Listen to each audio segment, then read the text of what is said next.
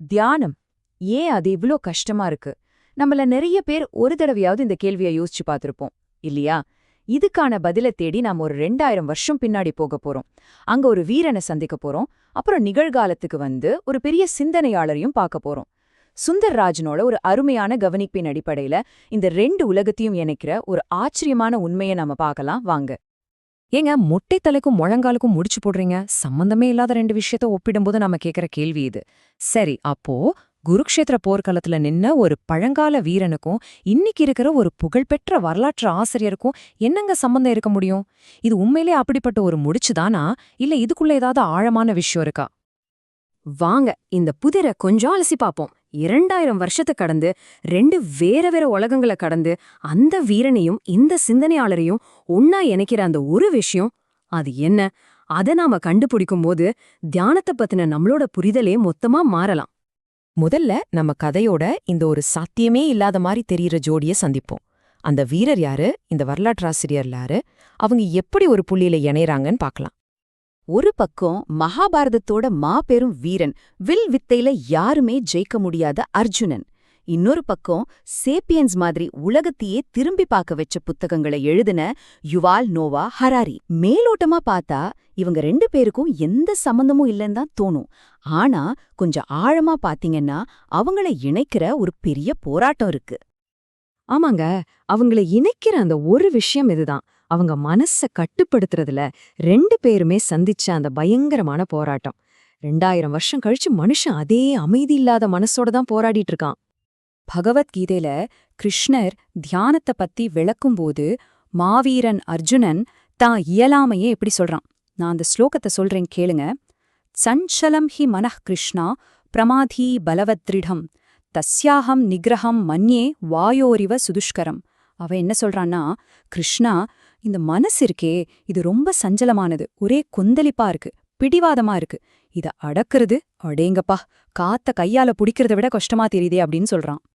சரி, இப்போ ஒரு 2000 வருஷம் முன்னாடி வருவோம். உலக புகழ்பெற்ற அறிஞரான ஹராரி என்ன சொல்றாருன்னு பாருங்க. ஏன் PhD பட்டம் எனக்கு தியானம் செய்ய கொஞ்சம் கூட உதவல. சொல்லப்போனா எல்லாத்தையும் பகுப்பாய்வு செய்ற என்னோட மனசுதான் அதுக்கு பெரிய தடையா இருந்துச்சு. பாத்தீங்களா, ஒரு வீரனோட பழங்கால புலம்பலும் ஒரு அறிஞரோட இந்த காலத்து ஒப்புதல் வாக்குமூலமும் எவ்வளவு ஆச்சரியமா ஒத்துப்போகுது. ஆனா இங்கதான் ஒரு முக்கியமான விஷயம் இருக்கு. தியானம் கஷ்டம்னு சொல்லி ஹராரி அதை விட்டுதுல. அதுக்கு பதிலா அதை தன்னோட வாழ்க்கையோட அடித்தளமாவே மாத்திக்கிட்டாரு. தினமும் 2 மணி நேரம் பயிற்சி, ஒவ்வொரு வருஷமும் பல வாரங்களுக்கு மௌன விரதம்னு தன்னை அர்ப்பணிக்கிறாரு. ஏன்? ஏன்னா அந்த போராட்டத்துக்கு நடுவுல தான் தெளிவும் சமநிலையும் கிடைக்குதுன்னு அவர் சொல்றாரு. உண்மைய சொல்லணும்னா அவரோட புகழ்பெற்ற புத்தகங்களை எழுதினதுக்கே அந்த தியானம் தான் காரணம் சொல்றாரு. சரி, இந்த போராட்டம் அர்ஜுனனுக்கும் இருக்கு, ஹராரிக்கும் இருக்கு, ஏன் நமக்கும் இருக்கு. ஆனா ஏன் மனசு ஏன் இப்படி அலைப்பாயுது? இதுக்கான பதில ஆயிரக்கணக்கான வருஷத்துக்கு முன்னாடியே ஒரு உபநிடதம் நமக்கு சொல்லிடுச்சு. நம்ம எல்லாருமே கேக்குற கேள்வி இதுதான். ஏன் இந்த மனச அடக்குறது இவ்ளோ கஷ்டமா இருக்கு? ஏன் அது எப்ப பார்த்தாலும் நேத்து நடந்தத பத்தியும் நாளைக்கு நடக்க போறத பத்தியுமே யோசிக்குது? இப்போ இந்த நிமிஷத்துல மட்டும் நிக்க மாட்டேங்குது. கடோபனிஷதத்துல வர இந்த ஸ்லோகம் நம்மளோட வடிவமைப்போட ரகசியத்தையே சொல்லுது. பராஞ்சி கானி வியத்ருணத் ஸ்வயம்போஹு தஸ்மாத் பராங் பஷ்யதி நாந்தராத்மன். இதோட அர்த்தம் என்னன்னா, படைத்தவன் நம்மளோட புலன்களை இயல்பாவே வெளியே பாக்குற மாதிரி தான் அமைச்சான். அதனாலதான் நாம வெளியே இருக்கிறத பாக்குறோமே தவிர நமக்குள்ள இருக்கிற ஆன்மாவை பாக்குறதில்ல. ஆதிசங்கரர் இது இன்னும் அழகா விளக்குறாரு. நம்மளோட புலன்கள் வெளியே இருக்கிற உலகத்தை பாக்குறதுக்காகவே டிசைன் பண்ணப்பட்டிருக்கு. ஒரு காந்தம் மாதிரி நம்ம கவனத்தை அதுங்க வெளியே இழுக்குது. இதனால நமக்கு உள்ள இருக்கிற அந்த அமைதியான மையத்தை, அந்த ஆன்மாவை நம்ம கவனிக்காம விட்டுடுறோம். அதனால நீங்க தியானத்துல கஷ்டப்படும்போது அது உங்களோட தப்புன்னு நினைக்காதீங்க. அது நம்ம மனுஷங்களோட வடிவமைப்பிலேயே இருக்கிற ஒரு விஷயம். நம்ம டிசைனே இப்படி இருந்தா அப்ப இதுக்கு என்னதான் தீர்வு? முன்னாடி போறதுக்கு என்ன வழி? அத புரிஞ்சுக்க தியானத்தை பத்தின ஒரு பொதுவான தப்பான கருத்தை நம்ம முதல்ல சரி செய்யணும்.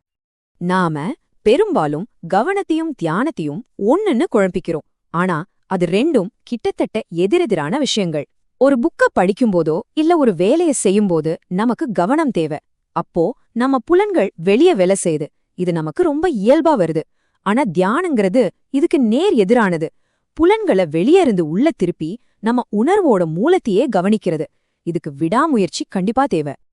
இந்த உருவகம் இது ரொம்ப தெளிவா விளக்குது இல்லையா? தியானம் ஏன் நமக்கு இயற்கைக்கு மாறானதாகவும் ரொம்ப கஷ்டமானதாகவும் தோணுதுன்னா, அது ஒரு நதிய பின்னோக்கி ஓட வைக்க முயற்சி பண்ற மாதிரி ஒரு செயல். ஆக இப்ப நாம ஒரு முக்கியமான கட்டத்துக்கு வந்திருக்கோம். அர்ஜுனன், ஹராரி, உபநிரதங்கள். இவங்க 3 பேரும் வேற வேற மொழியில சொன்னாலும் சொல்றது ஒரே விஷயத்தை தான். மனசோட போராடுறதுங்கிறது ஒரு தனிப்பட்ட தோல்வி கிடையாது. அது ஒரு உலகளாவிய, நாம எல்லாருமே பகிர்ந்துக்கிற ஒரு மனித அனுபவம். ஆனா அதே உபநிடதம் நமக்கு ஒரு நம்பிக்கையும் கொடுக்குது. போராட்டம் இருந்தாலும் ஒரு வழி இருக்கு. கஷ்டித் தீரஹ பிரத்யகாத்மானம் ஐக்ஷத் ஆவருத்த சக்ஷுர் அமிர்த்வம் இச்சன். இதோட அர்த்தம், ஆனா விவேகமுள்ள சிலர் சாகா நிலைய விரும்பி தங்களோட பார்வைய உள்ள திருப்பி உள்ள இருக்கிற ஆன்மாத பாக்குறாங்க. அதனால அடுத்த தடவை நீங்க தியானம் பண்ணும்போது உங்க மனசு அங்கும் இங்கும் ஓடுச்சுன்னா நீங்க தோத்துட்டு தான் நினைக்காதீங்க.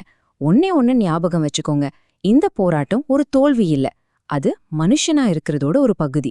அந்த வெளிய பாத்துட்டு இருக்கிற விளக்க விடாமுயற்சியோட திரும்ப திரும்ப உள்ள திருப்புறது தான் பயிற்சி. ஒரு நாள் அந்த அமைதி நிச்சயம் நமக்குள்ள வெளிப்படும்.